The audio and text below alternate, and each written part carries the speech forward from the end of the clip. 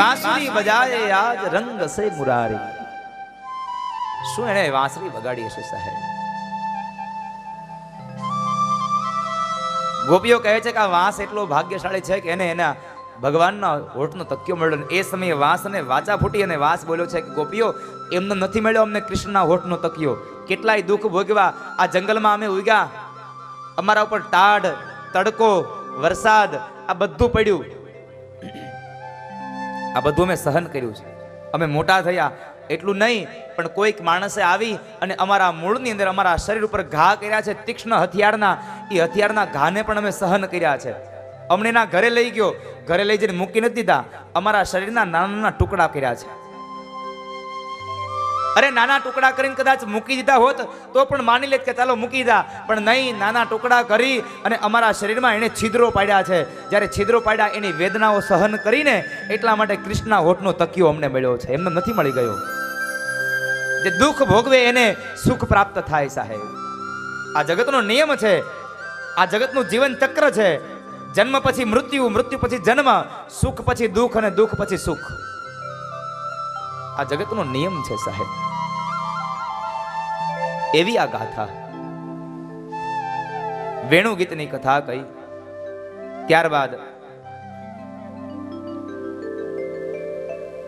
બ્રાહ્મણોનો કરેલો યજ્ઞ અને બ્રાહ્મણ પત્ની ઉપર ભગવાને કૃપા કરી એ કથા બતાવી અને વસ્ત્રહરણ લીલાની કથા છે.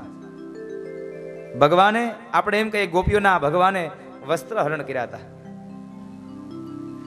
પણ જો આધ્યાત્મિક અર્થમાં જોવા જઈએ તો ભગવાને એના શરીરના વસ્ત્રો નહીં, વાસનાના વસ્ત્રો ભગવાને હરણ કર્યા છે.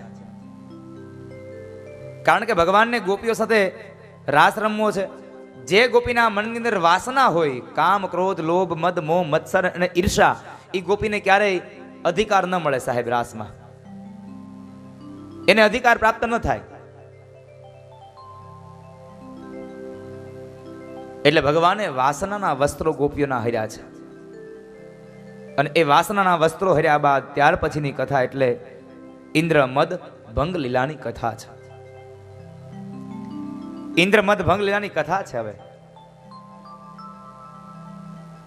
9 વર્ષ છે.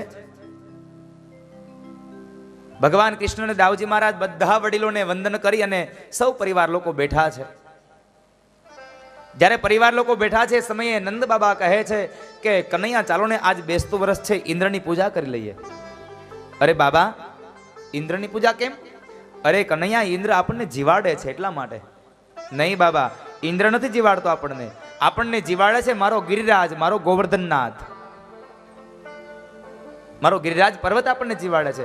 અરે ના કનૈયા, એવું નહીં, આપણને તો ઇન્દ્ર જીવાડે. કારણ એ વરસાદ મોકલે, વાયુ મોકલે, પ્રકાશ મોકલે, આ બધું મોકલે છે. એટલે આપણને ઇન્દ્ર જીવાડે છે. નહીં બાબા, ઇન્દ્ર નહીં. જો પૂજા કરવી હોય તો મારા ગિરિરાજની કરીએ, બીજા કોઈની પૂજા નહીં થાય. અરે કનૈયા, ઇન્દ્રની પૂજા નહીં કરીએ ને પર્વતની પૂજા કરીશું ને તો ઇન્દ્ર કોપે ભરાશે. અરે બાબા, જે થાય તે ભલે થાય, ઇન્દ્રને જે કરવું હોય તે કરી લે. બાકી જો પૂજા થશે તો આજના દિવસે મારા ગોવર્ધન નાથની, બીજા કોઈની પૂજા નહીં થાય. નંદ બાબા કહે છે કનૈયા, તો તને જેમ સારું લાગે તેમ, બીજું શું. પણ હજી તને કહું છું કનૈયા, ઇન્દ્રની પૂજા કરાય, આ પર્વતની પૂજા ન કરાય. નહીં બાબા, પૂજા કરવી તો મારા ગોવર્ધન નાથની, ગિરિરાજ પર્વતની. ભગવાને ગિરિરાજ પર્વતની પૂજાની વાત બતાવી છે. આપણે એમ કહેશું ભગવાને પર્વતની પૂજા કરી, એ ભગવાનનું સ્વરૂપ. હા, પર્વત એ પણ ભગવાનનું સ્વરૂપ છે. કારણ આ જગતનો એક એક અંશ ભગવાનનો અંશ છે. એક એક કણમાં ભગવાન રહે છે. કારણ કે 7મા સ્કંદમાં પ્રહલાદ ચરિત્રમાં મેં આપને બતાવ્યું, જલે વિષ્ણુ, સ્થલે વિષ્ણુ, વિષ્ણુ પર્વત મસ્તકે, જ્વાલા માલા કુલે વિષ્ણુ, સર્વ વિષ્ણુ મયમ જગત. આખું જગત વિષ્ણુમય છે. જળમાં, સ્થળમાં, અગ્નિમાં, વાયુમાં, પર્વતમાં, આ જગતના એક એક કણમાં મારો હરિ છે. અને રામચરિત માનસ પણ એની સાક્ષી પૂરે, હરિવ્યાપક સર્વત્ર સમાના. ભગવાન સર્વત્ર છે, અત્ર તત્ર ને સર્વત્ર સમાયેલો નારાયણ છે.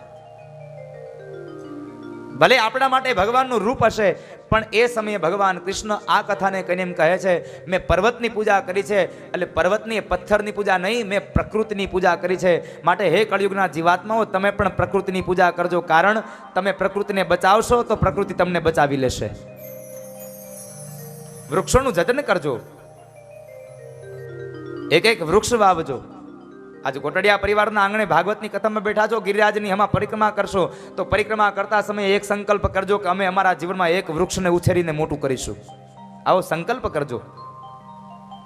પણ અત્યારે તો કળિયુગ આવ્યો એટલે અત્યારના પ્રેમિકાઓ અને પ્રેમીઓ બધા શું કરે, બગીચામાં બેસવા જાય, સારું ઝાડ જોઈ જાય એટલે ઝાડના થળિયામાં એવું કોતરે દિલ,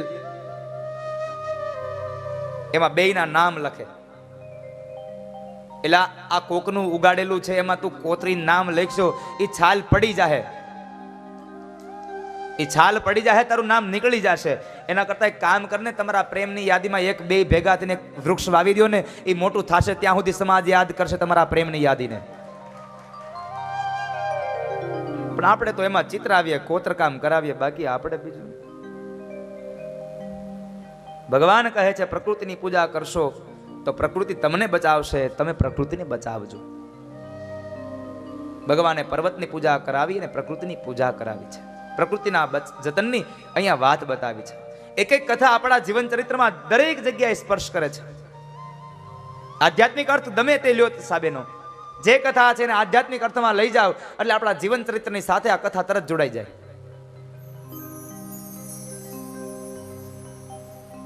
ભગવાન પ્રકૃતિની પૂજા કરવા માટે તૈયાર થયા છે. કહેવાય છે બધાને આમંત્રણ પાઈ ગયું, બ્રાહ્મણોને બોલાયા, તમામ પ્રકારની સામગ્રીઓ તૈયાર થઈ અને કહેવાય છે કે બધા લોકો નવા વર્ષના દિવસે ભગવાન ગિરિરાજની પૂજા કરવા જાય છે.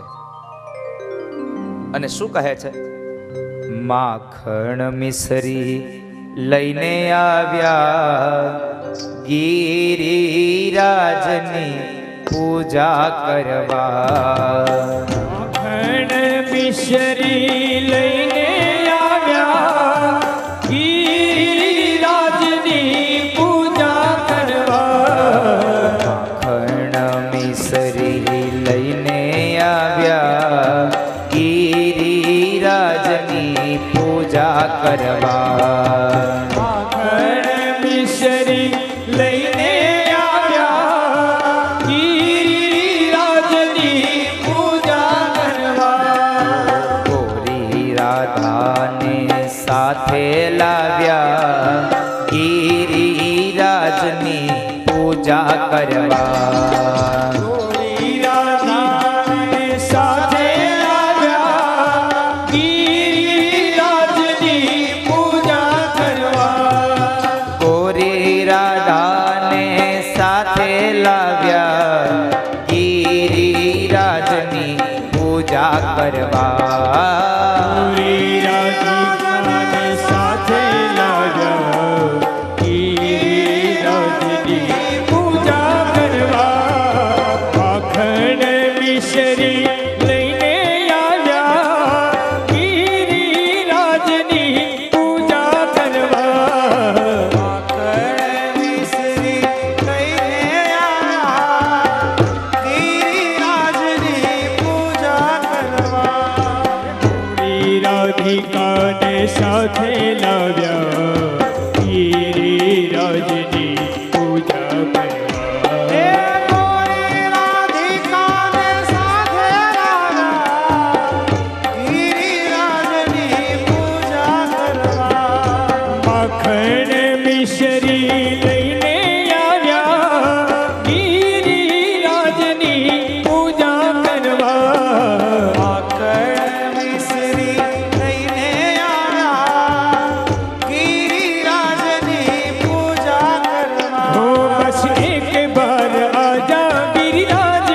शरण में बस एक बार आजा गिरिराज के शरण में. बस एक बार आजा गिरिराज के शरण में. बस एक बार आजा गिरिराज के शरण में. गिरिराज के शरण में, गिरिराज के शरण में, गिरिराज के शरण में, गिरिराज के शरण में.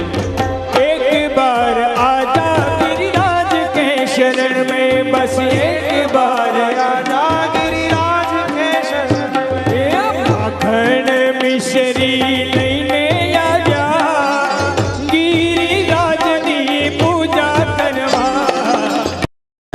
मिसरी लईने आया गिरिराजनी पूजा करवा ए गोरी राधिका ने साथे लाजा गिरिराजनी पूजा करवा गोरी राधिका ने साथे लाया गिरिराजनी पूजा करवा हो गोरी राधिका ने साथे लाजा गिरिराजनी पूजा करवा गोरी राधिका ने साथे लाया गिरिराजनी पूजा करवा माखण मिश्री लईने आजा गिरिराजनी पूजा करवा माखण मिश्री लईने आया गिरिराजनी पूजा करवा हो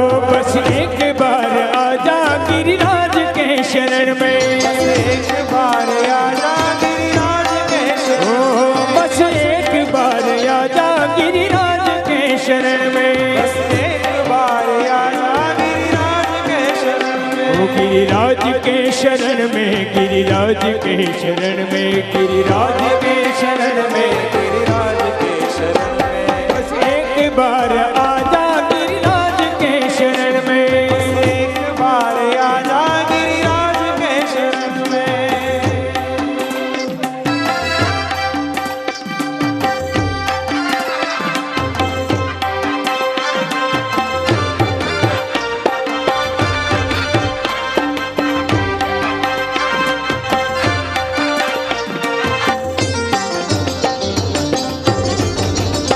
અમે ગાયું દોયા વિના આવ્યા ઘેર જાવું ગમતું નથી અમે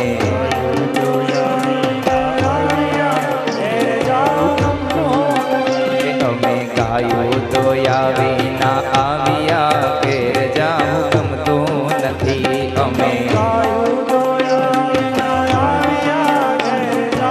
એ હવે જોજો વાછરડાના ખેલ રે ઘેર જાવું ગમતું નથી હવે જો વાછરડા ના ખેલ રે ઘેર જાવું ગમતું નથી એ હવે જોજો વાછરડાના ખેલ રે ઘેર જાવું ગમતું નથી હવે જો વાછરડા ના ખેલ રે ઘેર જાવું ગમતું નથી એવો રસિયો રૂપાળો રંગ રેલિયો ઘેર જાવું ગમતું નથી એવો રસિયો રૂપાળો રંગ રેલિયો ઘેર જાવું ગમતું નથી એવો રસિયો રૂપાળો રંગ રેલિયો ઘેર જાવું ગમતું નથી રસિયો રૂપાળો રંગ રેલિયો ઘેર જાવું ગમતું નથી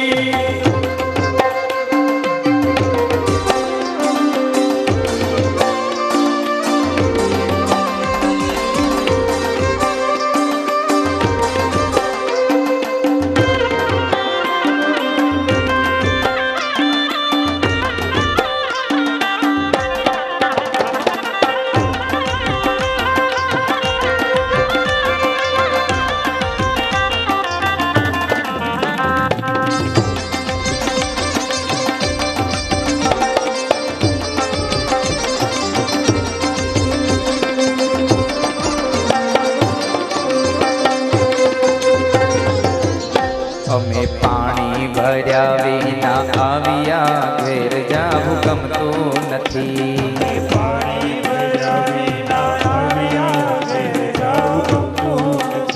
અમે પાણી ભર્યા વિના આવ્યા ઘેર જાવું ગમતું નથી અમે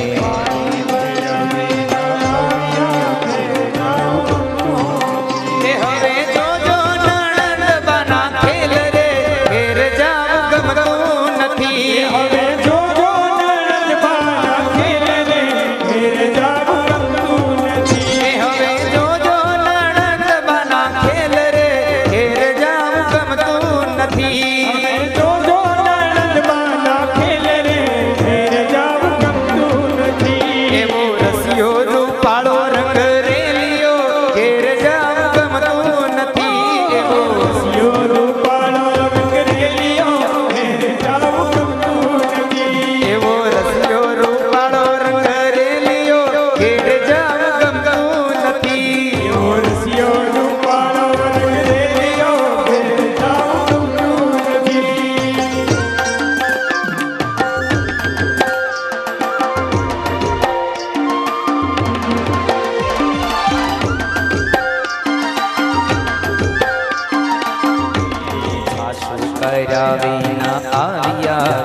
જાવું ગમતું નથી. અમે સાસુ કર્યા વિના આવ્યા ઘેર જાવું ગમતું નથી. હવે જોજો માખણિયાના ખેલ રે ઘેર જાવું ગમતું નથી. જોજો માખણિયાના ખેલ રે ઘેર જાવું ગમતું નથી. હવે જોજો માખણિયાના ખેલ રે ઘેર જાવું ગમતું નથી. હવે જોજો માખણિયાના ખેલ રે ઘેર જાવું ગમતું નથી. એવો રસિયો રૂપાળો રંગ રેલિયો ઘેર જાવું ગમતું નથી. રૂપાળા રંગ રેલિયો ઘેર જાવું ગમતું નથી. એ મારે માથે છે યમુનાજીની હેલ રે ઘેર જાવું ગમતું નથી. મારે માથે છે પાણીની હેલ રે ઘેર જાવું ગમતું નથી. ઘેર જાવું ગમતું નથી. જાવું ગમતું નથી. ઘેર જાવું ગમતું નથી. ઘેર જાવું ગમતું નથી. ઘેર જાવું ગમતું નથી. ઘેર જાવું ગમતું નથી. ઘેર જાવું ગમતું નથી. ઘેર જાવું ગમતું નથી. ઘેર જાવું ગમતું નથી. એવો રસિયો રૂપાળો